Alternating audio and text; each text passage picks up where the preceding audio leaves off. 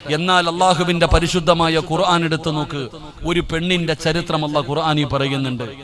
ലോകത്ത് ഖിയാമത്ത് നാൾ വരെയുള്ള മുസ്ലിമീങ്ങളോട് അള്ളാഹു കണ്ടുപഠിക്കാൻ ഈമാനിന്റെ വിഷയത്തിൽ നിങ്ങൾ കണ്ടുപഠിക്കാൻ പരിശുദ്ധമായ ഖുർആനിനകത്ത് അള്ളാഹു ഒരു മഹദിയുടെ ചരിത്രം പറയുന്നുണ്ട്. പ്രവാചകന്റെ ഭാര്യയല്ല, പ്രവാചകന്റെ ഉമ്മയല്ല, പ്രവാചകന്റെ മകളല്ല, ഒരു സാധാരണ ഒരു പെണ്ണിന്റെ ചരിത്രം. ഒരു പെണ്ണിന്റെ ചരിത്രം അള്ളാന്റെ വിശുദ്ധമായ ഖുർആൻ പറഞ്ഞു തരുന്നുണ്ട്. ഖിയാമത്ത് നാൾ വരെയുള്ള മുസ്ലിമീങ്ങൾക്ക് ഈമാനിന്റെ വിഷയത്തിൽ കണ്ടുപഠിക്കാൻ ഒറ്റ വാഴല ജീവിതത്തിൽ കിട്ടുള്ളൂ. നിന്നെ പോലെ 1000 വാഴലൊന്നും കേട്ടില്ല. മൊബൈൽ നിറയെ വാഴലും കൊണ്ട് നടന്ന പെണ്ണല്ല. ജീവിതത്തിൽ ഒരേ ഒരു പ്രഭാഷണം കേട്ടു. ഒറ്റ പ്രഭാഷണം കേട്ടിട്ട് നന്നായ മഹദിയാണ്. അള്ളാഹു നമുക്ക് ഈമാൻ നൽകുമാറാകട്ടെ. അള്ളാഹ് നമുക്ക് ഈമാൻ നൽകുമാറാകട്ടെ. നമ്മളോ നേരം വെളുത്ത വൈകുന്നേരം വരെ വാഴല്, നേരം വെളുത്ത വൈകുന്നേരം രാത്രി 10 മണി വരെ, 12 മണി വരെ, 1 മണി വരെ വാഴത്. എന്തെങ്കിലും മാറ്റമുണ്ടോ? എടോ എന്റെ പ്രിയപ്പെട്ടവരെ, ഇപ്പൊ ഓൺലൈനിന്റെ കാലമാണല്ലോ, മൊബൈൽ എടുത്തു വെച്ച വാഴലല്ലേ. രാവിലെ മുതൽ വൈകുന്നേരം വരെ വാഴത്. ആണും പെണ്ണും ഇങ്ങനെ കേട്ട് പണ്ട് ഒരു മജ്ലിസിൽ വരണം വാഴത് കേൾക്കാൻ, വല്ല നബിദിനമോ റമദാനോ അല്ലെങ്കിൽ ഇതുപോലെ എന്തെങ്കിലും ഒരു സലാത്തിന്റെ മജ്ലിസോ എന്തെങ്കിലും ഉണ്ടെങ്കിൽ വന്നിരുന്നു വാഴത് കേൾക്കുന്ന കാലം. ഇത് കാലമൊക്കെ മാറിപ്പോയി. ഇപ്പൊ എല്ലാം മൊബൈലിന്റെ കാലമാ, ഓൺലൈനിന്റെ കാലമാ. ആണും പെണ്ണും എല്ലാം ഇങ്ങനെ കേട്ടുകൊണ്ടിരിക്കുകയാ. ജീവിതത്തിൽ ഈ കേൾക്കണ കാര്യം ഒന്നും ചെയ്യാൻ പോലും സമയമില്ല. ഞാൻ കഴിഞ്ഞ ആഴ്ച കോഴിക്കോട് സ്ഥലത്ത് വഴുതിന് പോയപ്പോ ഒരു പിതാവ്, എന്റെ പെണ്ണുങ്ങൾ പഠിക്കണം, എന്റെ ഉമ്മമാര് പഠിക്കണം, നിങ്ങളെ കളിയാക്കുകയോ പരിഹസിക്കുകയല്ല. ഞാൻ കഴിഞ്ഞ ആഴ്ച കോഴിക്കോട് ഒരു വഴുതിന് പോയപ്പോ ഒരു പിതാവ് എന്നോട് ചോദിച്ചു, നിങ്ങളെ വഴുത് പറയുന്ന ഉസ്താദല്ലേ? ഞാൻ പറഞ്ഞു, എന്റെ പൊന്നാര ഉസ്താദ്, നിങ്ങൾ ഒരു കാര്യം പ്രസംഗിക്കണം, നിങ്ങളൊരു കാര്യം പ്രസംഗിക്കണം. ആ വാപ്പ 4 മണിക്ക് എഴുന്നേറ്റ് സുബഹിക്ക് പള്ളിയിൽ പോയതാ. 4 മണിക്ക് എഴുന്നേറ്റ് രോഗിയായ പ്രായം ചെന്ന വാപ്പ 4 മണിക്ക് എഴുന്നേറ്റ് പള്ളിയിൽ പോകും. സുബഹി നിസ്കാരം കഴിഞ്ഞിട്ട് അവസാനം പള്ളിയിലിരുന്ന് ദിക്റും സ്വലാത്തും പറഞ്ഞ് ദുആ ചെയ്തിട്ട് ആ വാപ്പ വീട്ടിലേക്ക് കയറി വന്നു. തന്റെ ഭാര്യയോട് ചോദിച്ചു, ഒരു ഗ്ലാസ് ചായ തരാൻ. ആ സമയത്ത് ഭാര്യ ഭർത്താവിനോട് പറയുക, ഞാൻ മജ്ലിസിൽ ഇരിക്കുകയാണെന്ന്. അള്ളാഹു നമ്മളെ കാത്തിരക്ഷിക്കുമാറാകട്ടെ. എന്റെ പ്രിയപ്പെട്ടവരെ, ഭാര്യ നിസ്കരിക്കാൻ പോയിട്ട് വരുന്ന ഭർത്താവ് ഒരു ഗ്ലാസ് ചായ ചോദിക്കുമ്പോ ഭാര്യ പറയുന്നത് വെച്ചു കൊടുക്കാനല്ല, ഞാൻ എപ്പോഴും മജ്ലിസിലിരിക്കാം, മൊബൈലിന്റെ മുമ്പിൽ സ്വലാത്തും പറഞ്ഞ് ദിക്റും പറഞ്ഞു വഴുത് കെട്ടുകൊണ്ടിരിക്കുകയാ. അള്ളാഹു കാത്തിരക്ഷിക്കുമാറാകട്ടെ.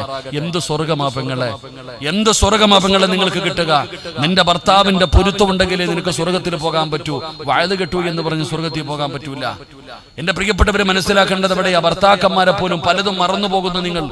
നിങ്ങൾ ചിന്തിക്കേണ്ടത്, എന്റെ പ്രിയപ്പെട്ടവരെ, നിങ്ങൾ ഇവിടെ വന്ന് 2 മണിക്കൂർ നിങ്ങൾ ക്ഷമയോടുകൂടി ഫർദയും ഹിജാബും ധരിച്ച് അള്ളാഹുവിനെ ഭയന്നുകൊണ്ട് ഇവിടെ ഇരുന്ന് വഴുത് കേൾക്കുന്നു.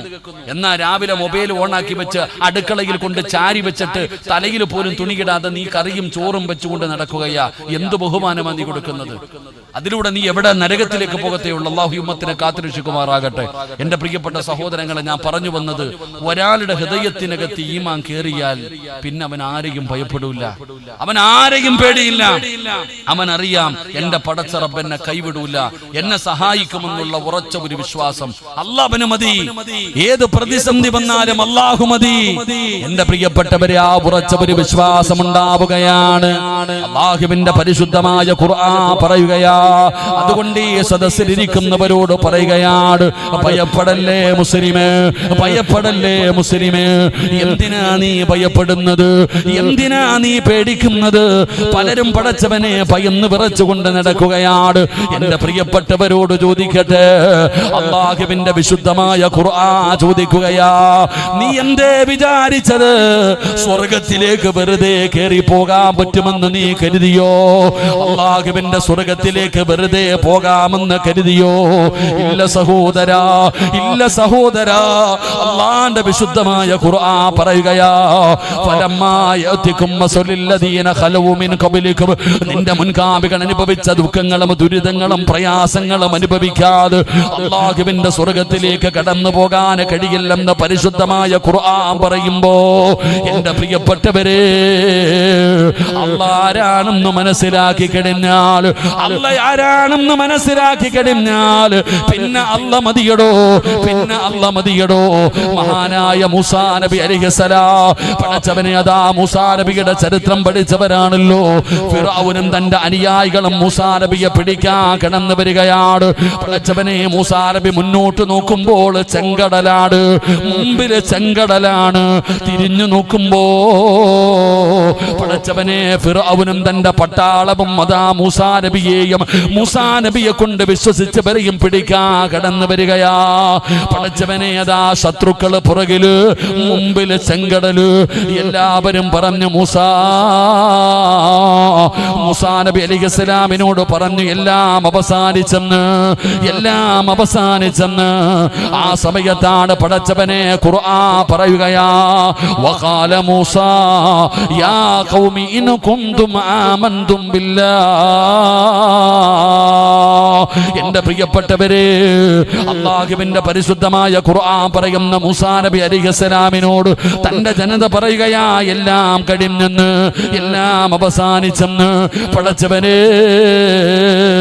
അതാ മൂസാ നബി അലൈഹിസ്സലാം ആ സമയത്താണ് പറയുന്നത്, കല്ലാ ഇന്ന മഈ റബ്ബി സയഹ്ദിനി.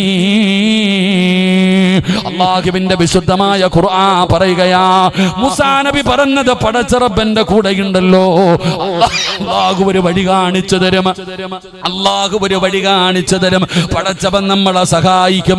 എന്റെ പ്രിയപ്പെട്ടവര്, അല്ലാഹു സുബ്ഹാനഹു വ തആല ഫിർഔനിനെയും തന്റെ അനുയായികളെയും ആ ചെങ്കടലിൽ മുക്കി കൊന്നു എന്ന ചരിത്രം പറയുമ്പോ ഇതൊക്കെ വെറുതെ പറഞ്ഞതല്ല. പിന്നെ എല്ലാവരും പറയുന്നത്, ഉസ്താദ് നമ്മൾ ന്യൂനപക്ഷമാണല്ലോ, അവര് ഭൂരിപക്ഷമാണല്ലോ. സഹോദരാ, ന്യൂനപക്ഷമാടാ എല്ലാ സ്ഥലങ്ങളിലും ജയിച്ചത്. ഭൂരിപക്ഷം വിജയിച്ച ഒരു സ്ഥലം നീ പറ.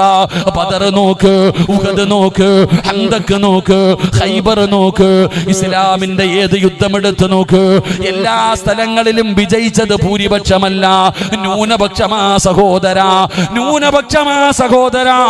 എന്തിനാ വലിപ്പം കണ്ട് പേടിക്കുന്നത്? നിങ്ങൾ അല്ലാഹുവിന്റെ പരിശുദ്ധമായ ഖുർആനിലെ ഒരു സൂറത്ത് ഓതുന്നവരാ. അലം തറ കൈഫ ഫഅല റബ്ബുക ബി അസ്ഹാബിൽ ഫീൽ അലം യജഅൽ കൈദഹും ഫീ തദ്ലീൽ വഅർസല അലൈഹിം ത്വയ്റൻ അബാബീൽ തർമീഹിം ബിഹിജാറത്തിൻ മിൻ സിജ്ജീൽ. വീട്ടിൽ ചെന്നിട്ട് ഈ സൂറത്തെടുത്തിട്ട് ഇതിന്റെ അർത്ഥമൊന്ന് വായിച്ചു നോക്കണേ. എന്താണ് അല്ലാഹു പറയുന്നതെന്നറിയുവോ? പടച്ച റബ്ബിന്റെ പരിശുദ്ധമായ കഅബാലയം പൊളിക്കാൻ അബ്രഹത്ത് എന്ന് പറയുന്ന ഭരണാധികാരി ലോകത്തിലെ ഏറ്റവും വലിയ ജീവിയായ ആനയുമായിട്ട് കടന്നു വരികയാണ്. മക്കയിൽ ആനയില്ലടോ അല്ലാഹുവേ, മക്കയിൽ ആനയില്ല. അത് കാരണം ഏറ്റവും വലിയ ജീവിയായ ആനയുമായിട്ട് അബ്രഹത്ത് തന്റെ ആനപ്പടയുമായിട്ട് അല്ലാഹുവിന്റെ കഅബാലയം പൊളിക്കാമെന്നപ്പോ അല്ലാഹു എന്തേ ചെയ്തതെന്നറിയുമോ?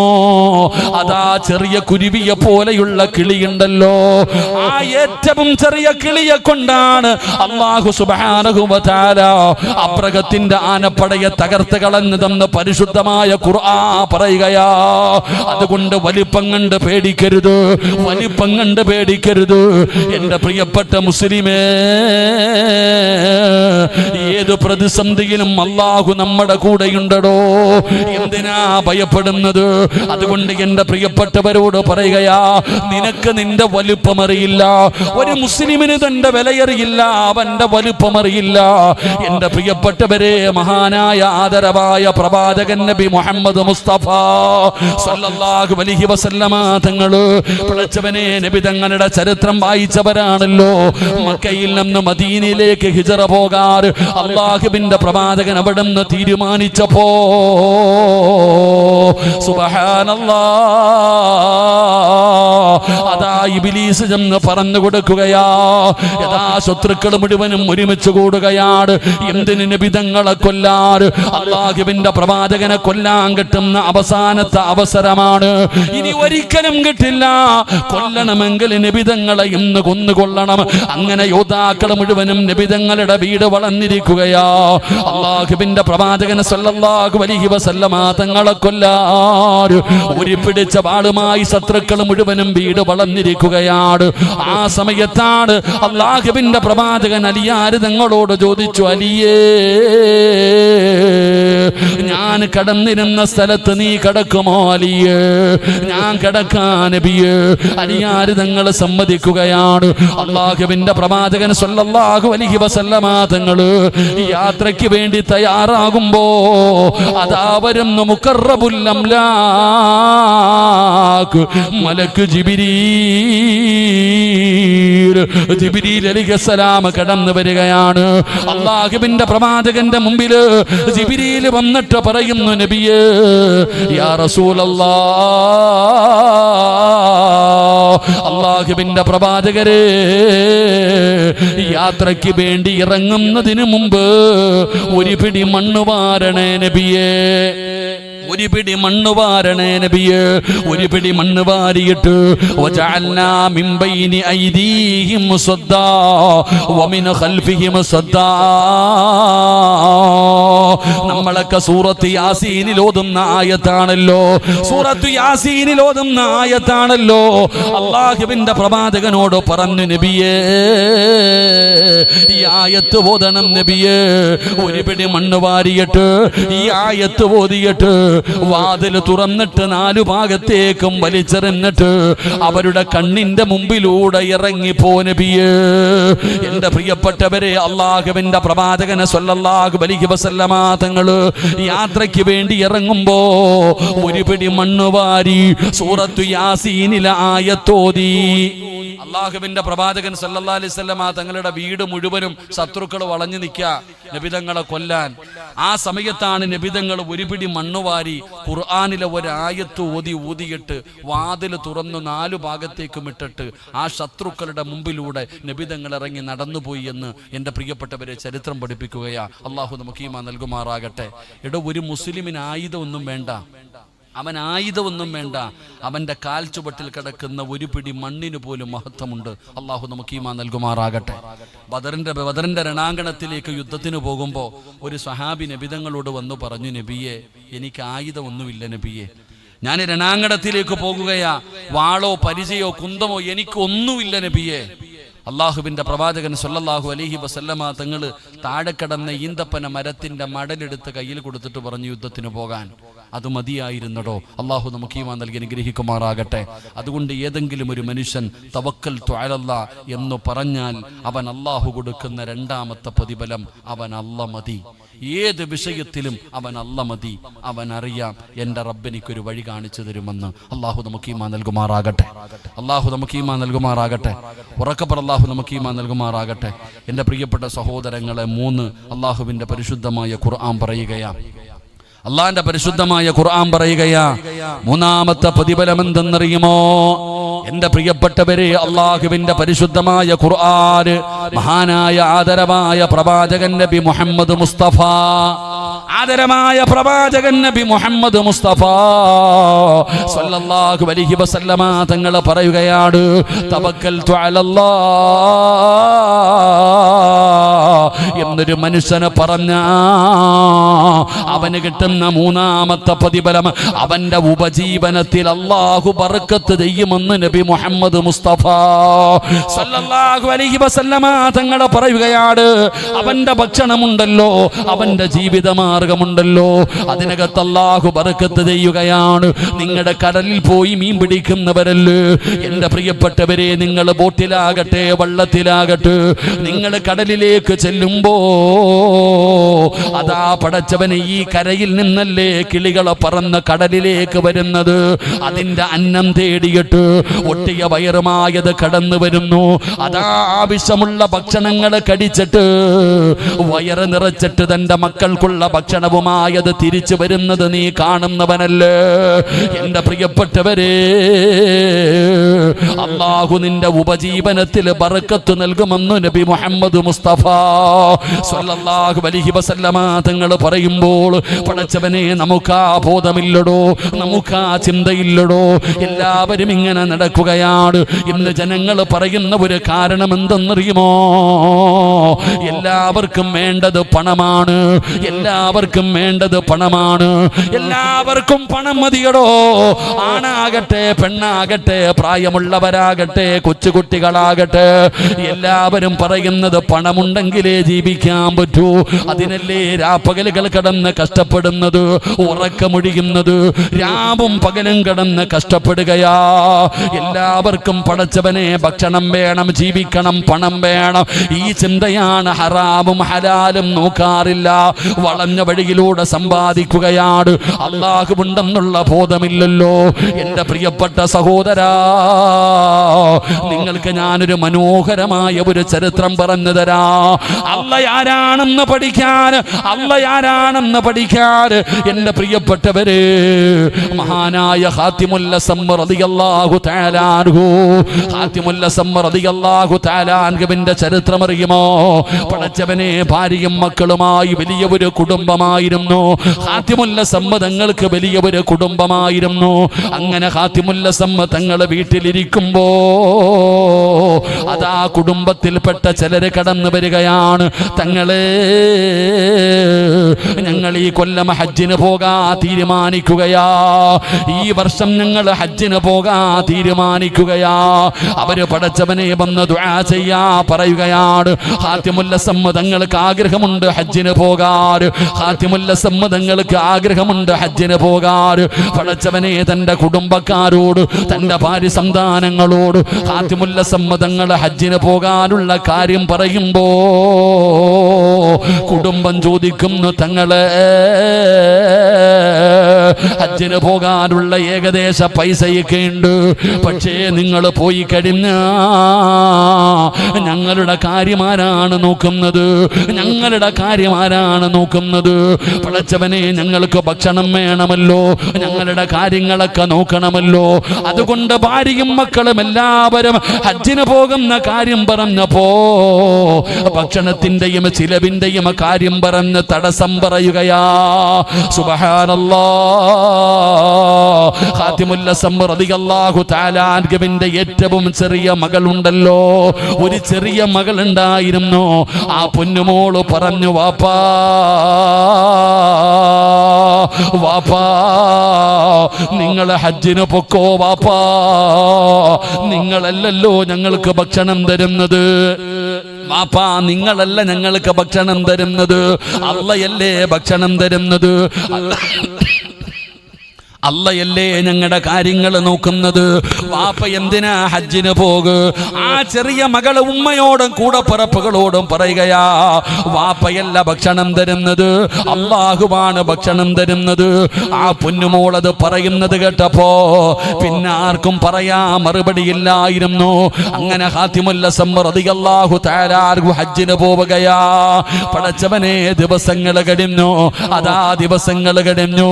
ഖാതിമുൽ അസം റളിയല്ലാഹു തആല അൻഹുവിന്റെ വീട്ടിൽ സാമ്പത്തികമായി അവിടുന്ന് കൊടുത്തിരുന്ന പൈസ മുഴുവനും തീരുകയാണ്. പട്ടിണി വരാൻ തുടങ്ങി, കഴിക്കാൻ ഭക്ഷണമില്ല, പ്രയാസമായി. ഖാതിമുൽ അസം റളിയല്ലാഹു തആല അൻഹുവിന്റെ കുടുംബം പട്ടിണിയിലായി. ആ ചെറിയ മകള് വന്നിട്ട് പറഞ്ഞു, ഉമ്മാ വിശക്കുന്ന ഉമ്മാ. ചെറിയ മകള് വന്നിട്ട് ഭക്ഷണം ചോദിക്കുകയാ. പടച്ചവനെ, കഴിക്കാനൊന്നുമില്ല, കൊടുക്കാനൊന്നുമില്ല.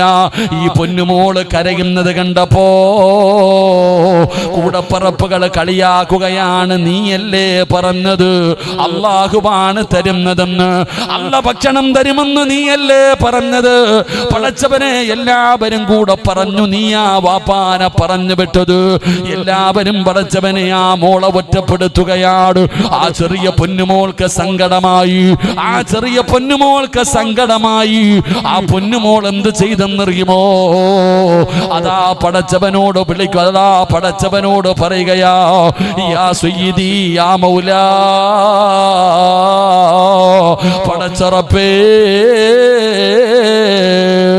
എല്ലാവരും എന്നെ ഒറ്റപ്പെടുത്തുന്ന തമ്പുരാന്, എല്ലാവരും എന്നെ കളിയാക്കുന്ന തമ്പുരാന്, ഞാനും എൻ്റെ കുടുംബവും പട്ടിണിയിലാണ് റബ്ബേ, ഭക്ഷണം തരണേ അല്ലാ, സഹായിക്കണേ അല്ലാ. ഹാത്തിമുൽ അസ്സം റളിയല്ലാഹു തആല അൻഹുവിന്റെ ചെറിയ മകളുണ്ടല്ലോ, ആ ചെറിയ മകള് റബ്ബിനോട് ദുആ ചെയ്യുകയാ, ആ ചെറിയ മകള് റബ്ബിനോട് ദുആ ചെയ്യുകയാ. പിറ്റേ ദിവസം രാവിലെയായപ്പോ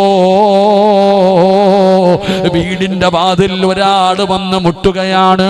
ഹാത്തിമുൽ അസ്സം തങ്ങളുടെ കുടുംബം ചെന്ന് വാതിൽ തുറക്കുമ്പോ ഒരു സുന്ദരനായ ചെറുപ്പക്കാരൻ വീടിന്റെ മുമ്പിലിരിക്കുകയാ. അതാ ശരീരം തളരുന്നുണ്ട്.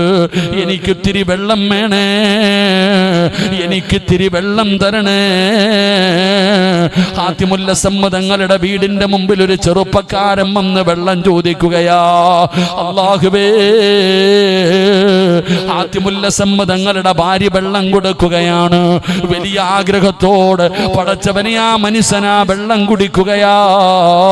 ആ മനുഷ്യനെ കണ്ടാൽ അറിയാം അതൊരു പാവപ്പെട്ട ചെറുപ്പക്കാരനല്ല, അത് സാധാരണ ഒരാളല്ലെന്ന് അതാ കാണുമ്പോ തന്നെ അറിയാം. ഹാത്തിമുൽ അസ്സം തങ്ങളുടെ ഭാര്യ ചോദിച്ചു, നിങ്ങളാരാ,